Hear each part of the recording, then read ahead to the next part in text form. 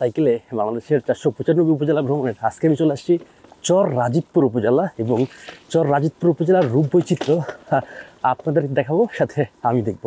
চলুন শুরু করা যাক আজকের ভিডিও।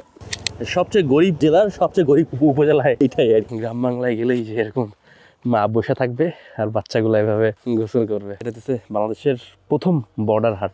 আমাদের ছোট নদী চলে বাঁকে বাঁকে, বৈশাখ মাসে তার আঁঠু জল থাকে। এই চরাঞ্চলের জমি 12 লাখ টাকা ভাই। পিঠা বানাইছে একদম গরম। শুভ সকাল ফাটকপাড়া চর থেকে।